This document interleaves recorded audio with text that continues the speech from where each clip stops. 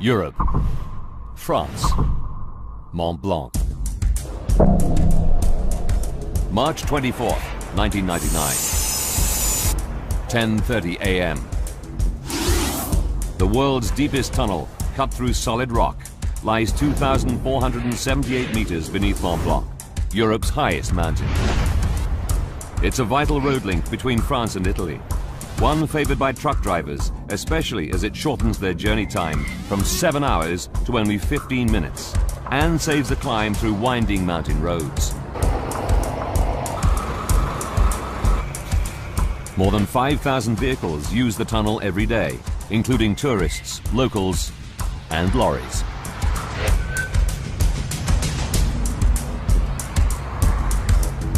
It's a fine spring morning as British trucker John Whitby heads for the toll on the Italian side. As you come up through the mountains towards the tunnel entrance, it's very picturesque, and then there's this little black hole in the side of the mountain. Prior to this particular day, I'd always been quite happy to go through the tunnels. Some use the tunnel for pleasure. Extreme skier Nicolas Borghi is heading from his home in Italy to the ski slopes of France. That day, the snow conditions were perfect. It is my passion to ski off-piste. We packed our ski boots and all our other gear in the car and drove towards the tunnel. When we got there, we paid our tolls and entered the tunnel as we'd done 1,000 times before.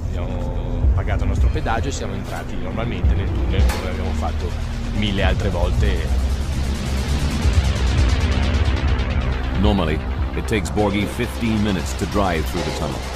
Today's journey would be different. We invite you to comply with the safety regulations indicated on the information brochure. Surely it's always dangerous to cross a tunnel, but nothing had ever happened before. And we wish you a pleasant trip. As Borghi and Whitby drive through the tunnel from Italy to France, 2 independent control rooms monitor their progress. One on the Italian side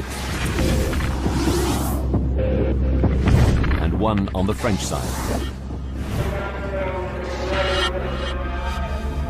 Up until now, it's just another day in the tunnel. A tunnel that has carried more than 45 million vehicles since it opened in 1965. A remarkable feat of engineering. It took 4 years to blast through the solid rocks in the Alps to create one of the longest road tunnels in the world, and one of the safest. 18 fire refuges are spaced every 600 meters throughout the tunnel. There are 77 emergency telephones, with a dedicated rescue team at the French end and volunteer rescuers at the Italian end. Until the 24th of March 1999, it's free of major incidents. The teams have dealt with all previous lorry fires without major casualties. But all this is about to change.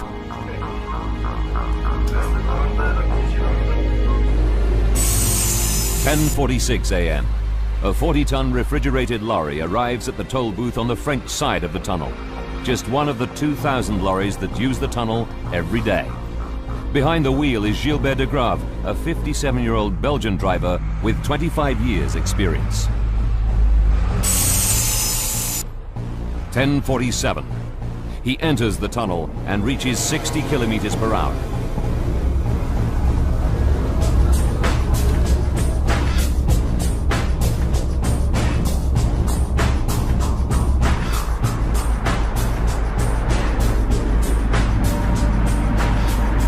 His refrigerated Volvo lorry is carrying an everyday load, 9 tons of margarine and 12 tons of flour, destined for a food factory in Milan.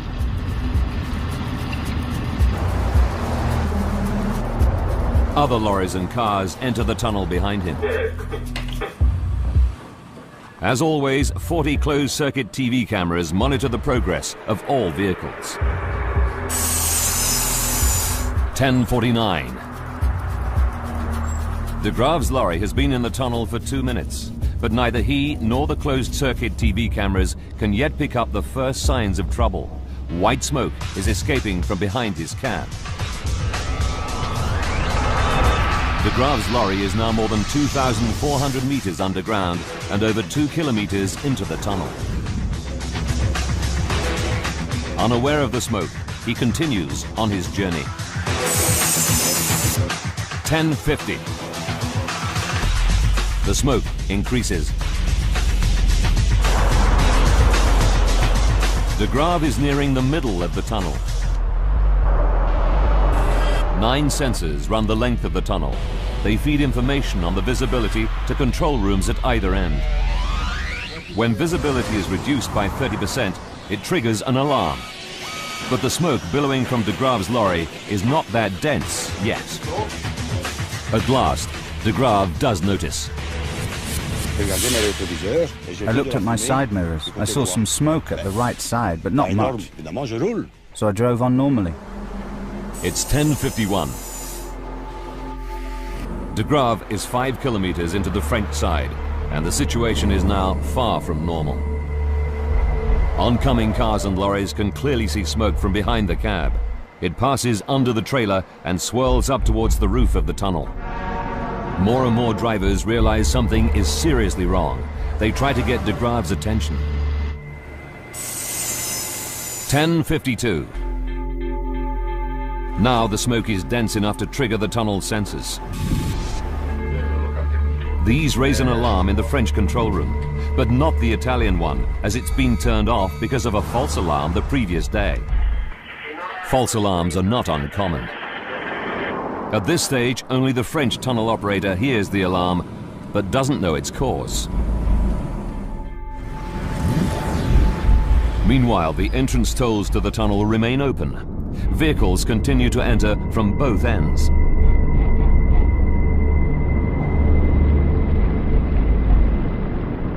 Finally, Gilbert Degraves can ignore the smoke no longer.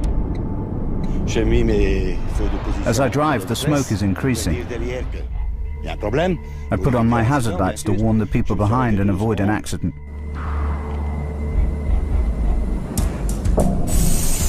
It's 10:53. He brings his lorry to a halt. He's 6 kilometers in, the halfway point of the Mont Blanc Tunnel. I stopped slowly. I got out of the truck and the smoke was much more noticeable. A queue quickly forms behind him. I tried to grab hold of the extinguisher, but I didn't have time because the whole cabin was in flames. Suddenly, it explodes.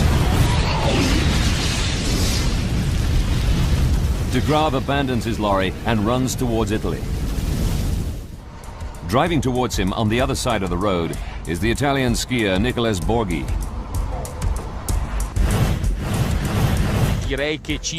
I was halfway through the tunnel when I saw a glow far away. Then, when I was 20 meters away, I saw a massive flame and the truck driver running away. The queue behind Degraves' lorry is growing. 38 men and women are stuck in their vehicles. None of them can see the danger ahead. But John Whitby, who's coming from the opposite direction, can. We looked down the tunnel and couldn't see anything but blackness. But what we didn't know at that point was that the blackness was actually thick smoke. And that thick smoke is rapidly enveloping the vehicles stuck behind Degraves' lorry. Within seconds, the road tunnel will turn into a raging inferno.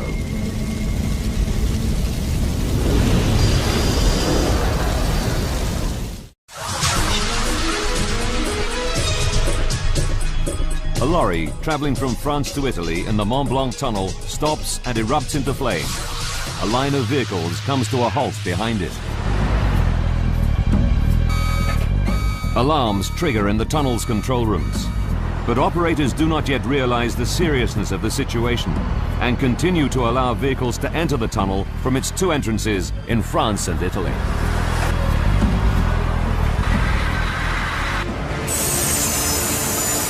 "10:54. The lorry's been on fire for 1 minute. Someone in the tunnel sees the smoke and uses the emergency phone at Refuge 22, 300 meters from the lorry, to raise the alarm. It rings through to the Italian control room. The operator there gets his first direct information that there's a serious problem. Immediately, the Italian and French controllers speak to each other. Now, they can clearly see the smoke on their monitors. But they can't see the lorry. It's hidden by the smoke. Realizing the danger, they close the tunnel to new vehicles at both sides. But for the 25 vehicles and 38 people who've already followed Degraves' lorry into the tunnel, it's too late. They're either driving towards the lorry or they're already stuck behind it.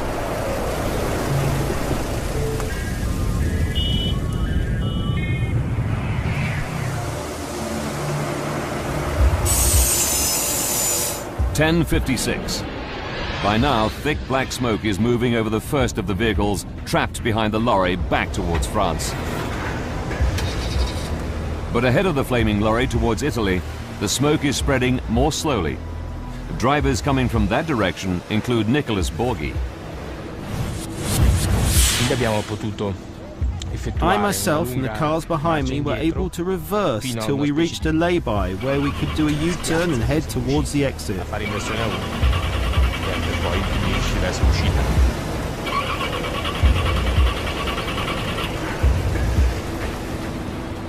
In the Italian control room, an operator sees the fleeing vehicles and pumps fresh air in towards them.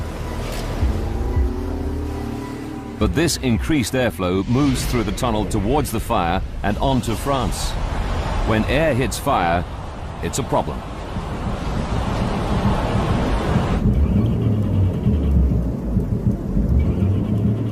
Like Borghi, John Whitby is also trying to escape. He stops 300 meters from the Inferno.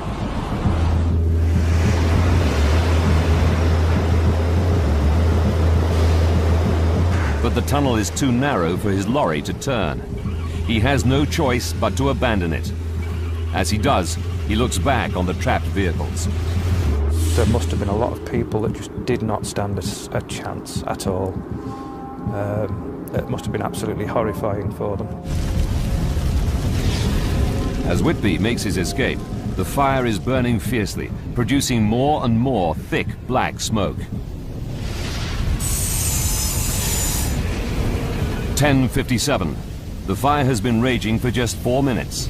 Yet the killer smoke has already covered almost half a kilometer on its way towards France. The alarm reaches the tunnel's rescue team stationed at the French entrance. A 4-man team prepares to go in. 10:58. The wall of smoke from the epicenter of the fire obscures the view of the closed-circuit TV cameras. And as the French rescue team enter the tunnel, they don't know that 38 people are stuck in their vehicles behind the lorry.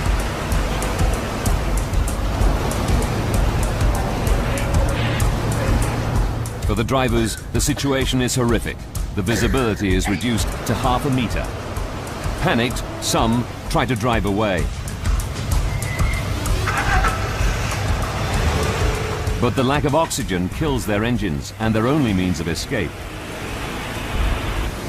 In desperation, some try to get to Refuges, specially designed fireproof rooms located every 600 meters. But their quest is futile. It's a living nightmare.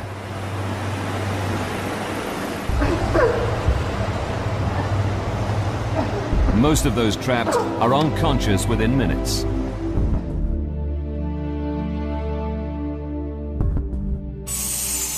It's now 11 o'clock. As the scale of the catastrophe grows, firefighters from the French town of Chamonix scramble to enter the tunnel.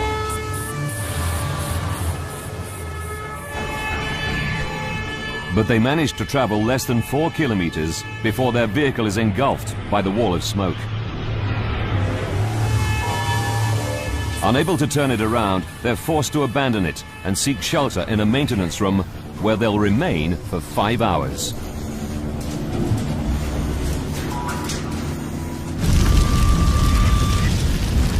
Still, no emergency services managed to reach the center of the blaze. Now the first rescuers enter from the Italian side, where the smoke is spreading more slowly. John Whitby is still by his lorry when he sees them. The wail of sirens came down the tube, and they screamed past us down into the darkness ahead, and they were sort of swallowed up by the smoke, actually. The Italian volunteer rescuers get within 300 meters, but one patrolman gets within 10 meters of the lorry before a new danger forces them all to turn back. There were 6 explosions in rapid succession, which were just bang, bang, bang, bang, bang, very quick, and they were very powerful explosions. Tires from the vehicles explode. They send deadly shrapnel flying.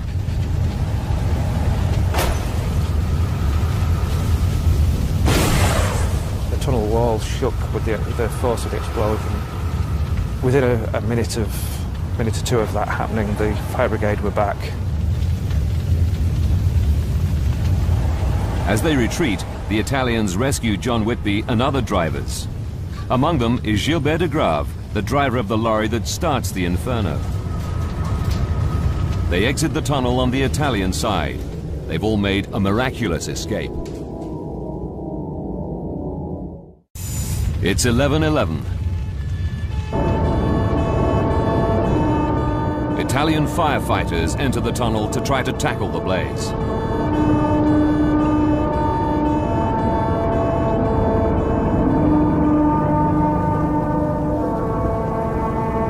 Leading them is Fire Chief Dionigi Glari.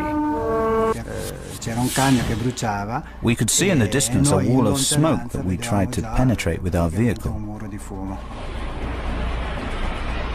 But again, the smoke is too thick, and Glari and his team are forced to retreat.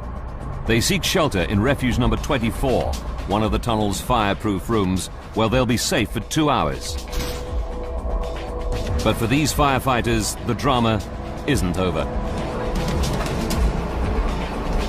They receive word about some colleagues who are trapped, but where?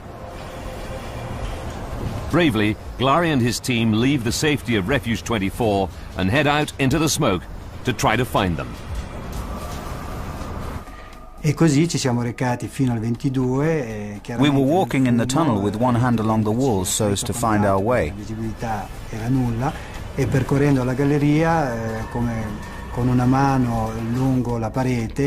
Reaching the next refuge, we entered, looked around and found there was no one there. The conditions worsen, and after 10 minutes the firefighters are forced back to Refuge 24 to find to their disbelief that the smoke-proof room now offers them little protection.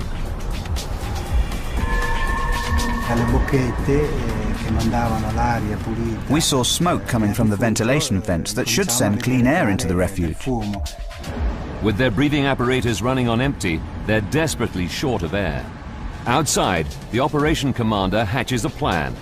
The trapped firefighters are told that beneath the road is a ventilation duct full of fresh air which may offer a means of escape. The problem is finding the door without getting lost in the smoke. To reach this doorway, we had to use an electrical extension lead that we tied to the door of the refuge and then went to look for the doorway. At the same time, more Italian firefighters are sent in through the ventilation duct to try to open the door from below. The moment they opened that door, that was the moment I glimpsed a possibility of escape.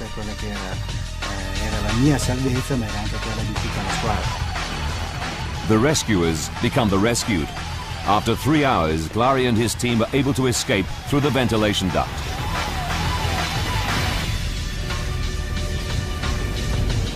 But what they don't know is that 38 people are still trapped inside a tunnel where temperatures reach over 1,000 degrees.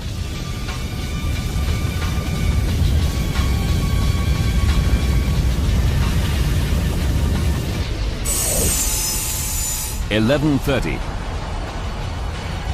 37 minutes after the lorry erupts in flames, the dense, deadly smoke now stretches more than 6 kilometers, filling the tunnel all the way to the French exit.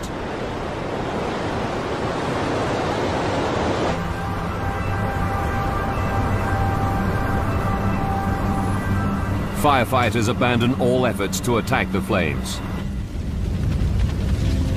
No one in the tunnel has a chance of survival.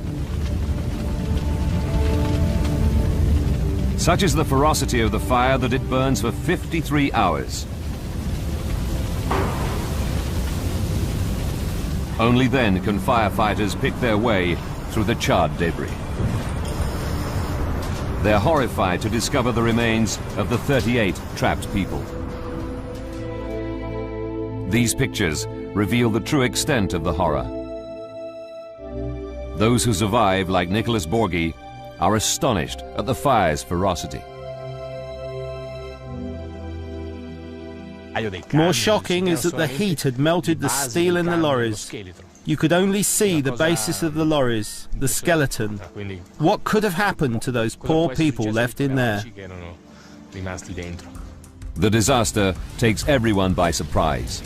How could such a catastrophe occur here? How could an ordinary lorry carrying an ordinary load of margarine and flour end up causing one of the worst road tunnel disasters on record?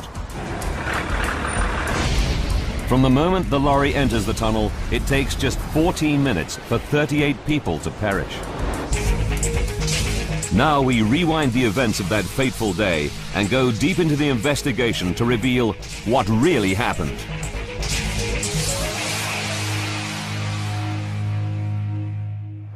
Advanced computer simulation will take us where no camera can go, into the heart of the disaster zone. A team of experts is assembled to investigate the fire. Using their data, we can piece together the deadly chain of events to find out what caused this terrible tragedy. The first mystery facing the experts is what starts the fire in the lorry. They trace the lorry's journey on its approach to the tunnel. This is where problems could first occur. Lorries frequently overheat on the long climb up to the tunnel entrance. Investigators examine the remains of the Volvo lorry. Is there a fault with the FH12 engine? After intensive tests, they find no conclusive evidence of overheating. Then, a breakthrough. The investigators find particles inside the engine that can only have got there if the air filter had burnt before the main fire. But how could the air filter have burnt first? One theory is that a casually discarded cigarette from a passing vehicle enters the lorry's air filter on top of the cabin. The cigarette travels down to the filter, which catches fire. Particles then enter the engine, causing that to catch fire and thus starting the blaze. It's a strong possibility. Investigators then carry out an experiment on a similar lorry in similar conditions. Although not conclusive, it proves a cigarette butt entering the air filter could cause a fire. But that in itself is not enough to cause a tragedy on the scale of the Mont Blanc Tunnel fire. So how did this small fire turn into a raging inferno?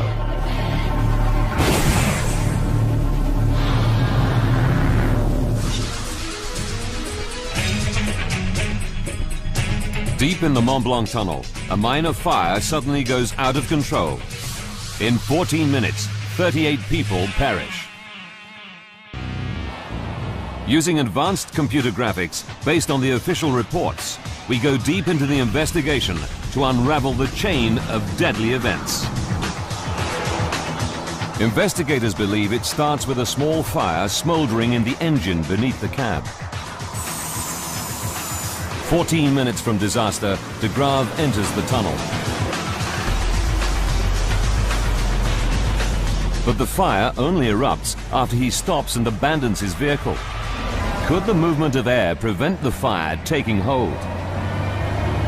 Experts know that lorry fires can develop more quickly when vehicles slow down or stop, because then the supply of oxygen increases, which feeds the fire. Ed Galea is a fire expert. There was a recent example where a bus had caught fire in an alpine tunnel, and the bus driver continued driving, managed to get the vehicle through the tunnel to the other side, managed to evacuate the vehicle, and then the bus erupted into flames. Perhaps if Degraves had continued driving, he could have made it to the end of the tunnel before the fire flared up.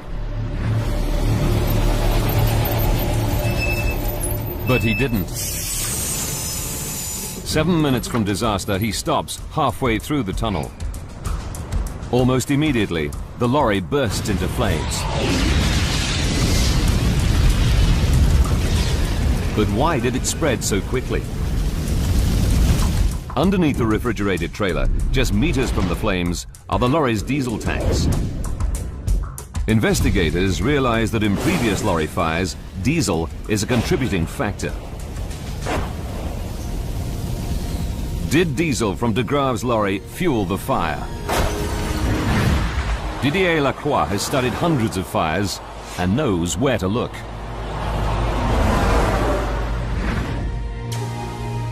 The difference between this fire and the 17 fires that had occurred before was that it started very quickly. They spread to 34 vehicles. But Lacroix discovers that Degraves' lorry is only carrying 550 litres of diesel. His tank is only half full. It can't explain the rapid spread of the fire. Lacroix digs deeper. He re-examines every second of the lorry's journey from the moment it enters the tunnel.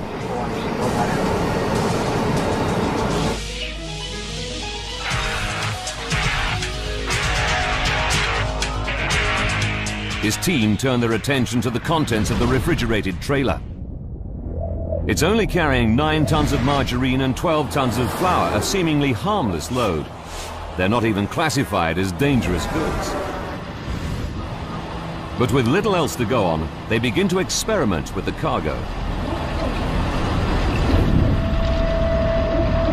One of the things we discovered was that goods that are not classified officially as dangerous can lead to a very serious fire.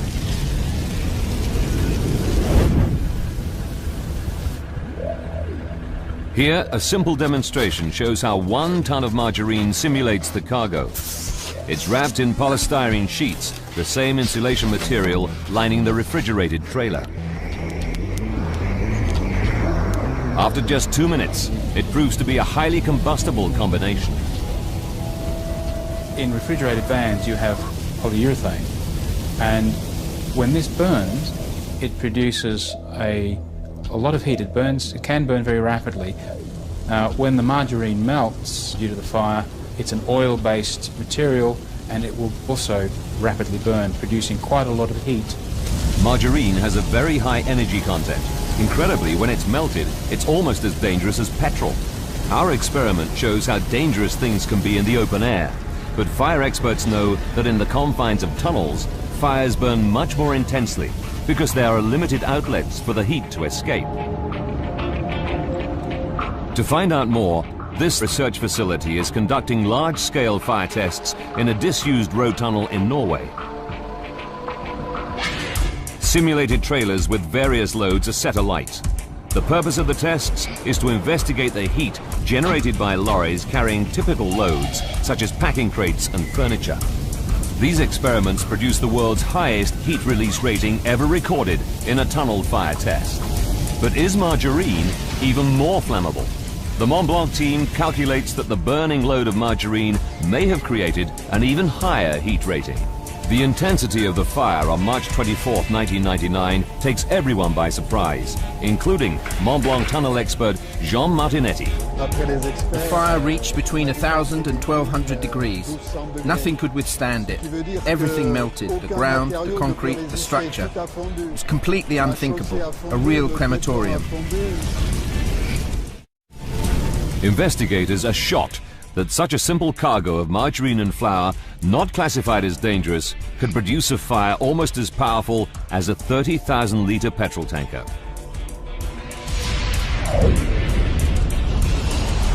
But 14 other lorries are stuck in an 800-metre queue behind the first burning lorry. Could these have contributed to the fire? The second truck was also carrying margarine. There were 2 trucks carrying large quantities of polyethylene. The combined firepower of these lorries burning together takes the Inferno to another unimaginable level of horror for the 38 people trapped in the tunnel. The vehicles that were involved in the fire had the energy content equivalent of about 5 to 7 petrol tankers full of fuel. But for these vehicles to contribute to the Inferno, the fire first had to spread to them. So how did that happen? 3 explanations emerge. First, the burning truck radiates heat and generates hot gases that in the confines of a tunnel can ignite vehicles a great distance from the fire.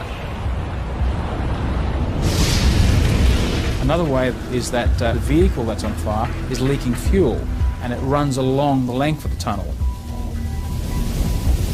Yet another way is if the fire is very intense, the road surface itself catches fire, and then that will ignite the other vehicles in the tunnel. Investigators are not able to prove which of the 3 methods causes the fire to spread, but they do make another discovery. Fire is not the real killer.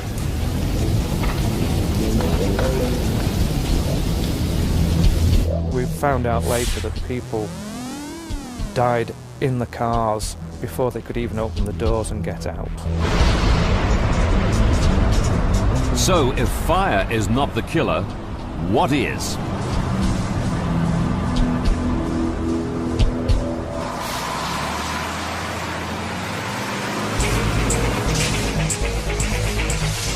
A smouldering lorry enters the Mont Blanc Tunnel.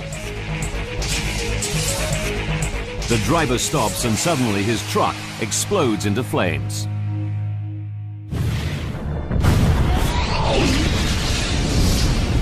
Investigators know that the driver manages to escape the Inferno by running towards Italy. But 38 motorists behind his lorry back towards France perish. Why?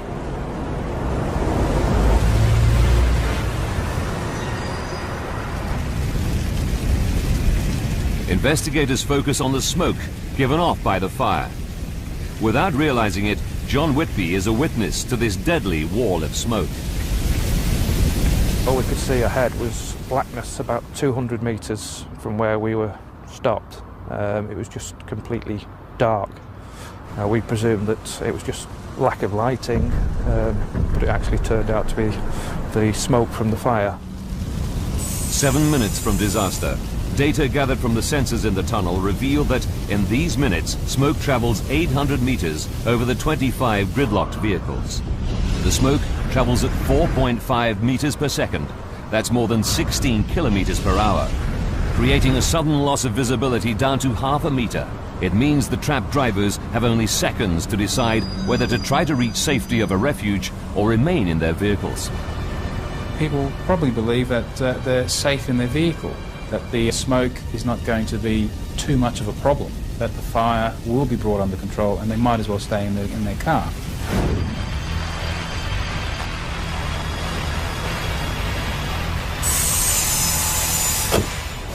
Four minutes to go. In the middle of the smoke, 4 cars do attempt to turn round. The tunnel is wide enough, so why don't they make it? Experts know that car engines need oxygen to work. The fire is consuming the oxygen and replacing it with carbon monoxide. Starved of oxygen, the vehicle's engines splutter and die. There's no way out. The fate for those who abandon their vehicles is equally bleak. They're overcome by smoke and other toxic gases before they reach the safe areas.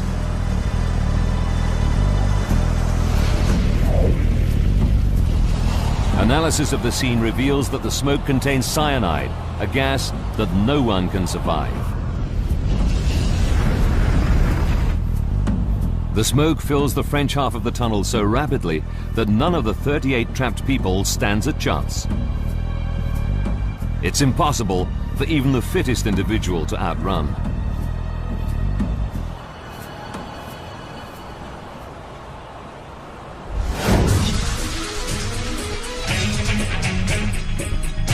"14 minutes after the lorry enters the tunnel, everyone in the tailbank behind the truck has perished."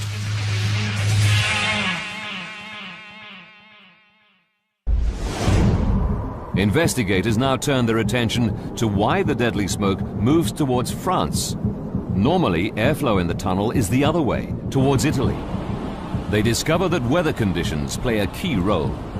The day of the fire, there were rather unusual weather conditions that happened maybe 20 days a year, with a wind going from Italy to France. And this airflow clearly brought smoke towards France.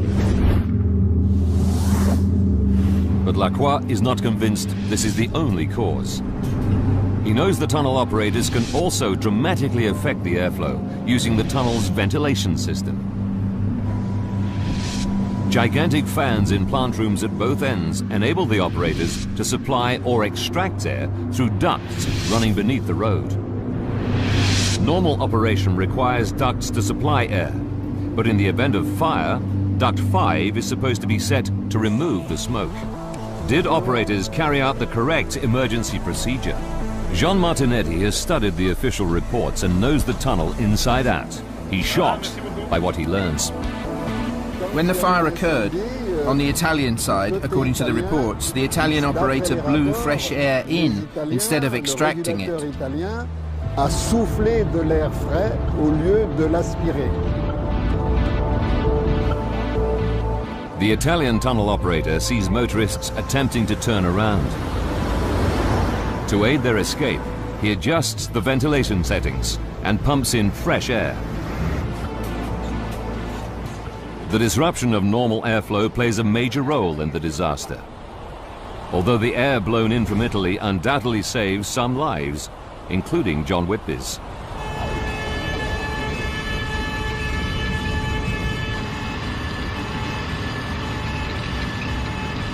I realised how lucky I was. 90% of the time, the smoke would have come the other way to Italy, and I wouldn't be here now. But the air being pumped in from Italy moves the smoke towards France at a terrifying speed. After enveloping the vehicles trapped behind the burning lorry, the smoke accelerates, now moving at 6 meters per second. On the French side, the whole French half of the tunnel was filled with smoke in little over half an hour.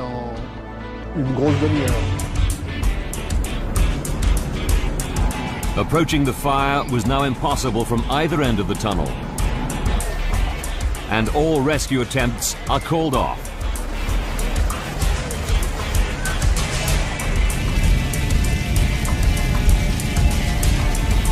But a startling discovery is about to be made.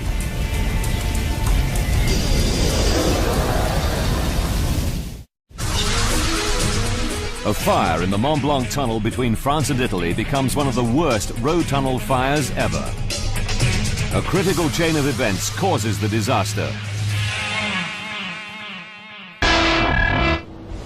And now investigators find the final link to that chain. Throughout the whole rescue, none of the emergency teams or tunnel operators were aware of the 38 trapped motorists. The closed-circuit TV cameras were so quickly blocked by the smoke, it was impossible for the tunnel operators to see them. Information is limited. Emergency telephones only work intermittently. And sensors that detected smoke were not adequate. In fact, one was even turned off the day before the fire. Worse still, there was no communication between the French and Italian rescuers. Even firefighters become trapped. It was a totally uncoordinated effort. Tackling a fire of this severity seems to take everyone by surprise. One of the serious problems we discovered during the investigation was that over 34 years of operation there had only been one fire drill that had involved public fire brigades. It might explain why it's more than 3 hours after the fire begins that the last of the trapped Italian firefighters, Glari and his team, are brought out through the underground ventilation ducts. They were absolutely black. You couldn't see the colour of the helmets or the uniforms. You couldn't see the colour of the fire engines. Everything that came out of that tunnel was black. It was a horrible sight, really. The inferno rages for 53 hours before it's extinguished.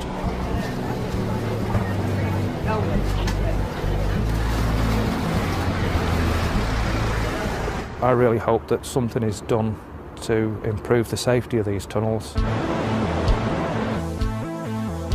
The disaster triggered an overhaul of safety procedures in the Mont Blanc Tunnel. Today, maximum speed limits and minimum distances between vehicles are strictly enforced.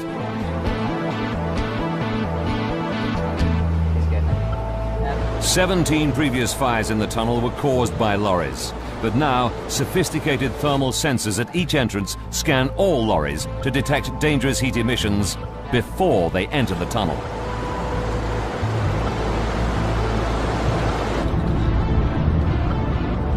The tunnel operators have gone a long way to correct the mistakes. Many changes have been made regarding safety in the Mont Blanc Tunnel. Probably one of the most important things is that now there is only one operator and using one single control center.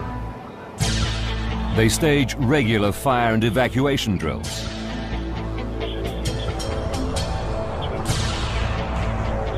The Refuges are now pressurized and fitted with a video link to the control room.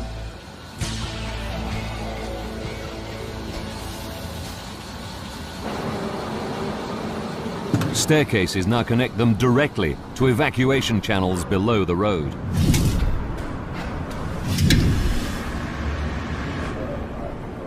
There's now a firefighting team permanently based in the center of the tunnel.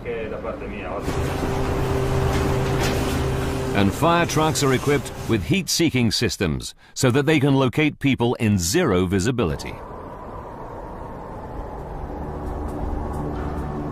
March 24th, 1999 provided clues that may save lives in the future. But it's small consolation for relatives of the people who died in the tunnel, including one firefighter who died from his injuries later. Xavier Chantelon will never be the same. I lost my mother-in-law, her daughter, my wife's sister, and also her fiancé. They'd all been staying with us on holiday. For relatives of the victims, like Xavier, there are still many unanswered questions regarding the final moments of those loved ones lost inside the tunnel.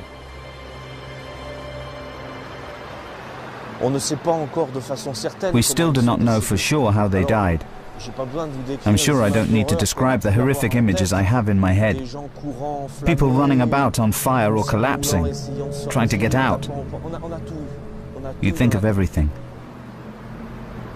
The Mont Blanc Tunnel fire and its critical chain of events reveals the dangers of deep road tunnels. On that day, a white Volvo truck enters the tunnel. A small fire under the cab gives off a stream of white smoke. The lorry stops. More air reaches the fire, causing it to erupt. The ordinary cargo of margarine turns deadly, creating a fire with the same potential as a 30,000-litre fuel tanker.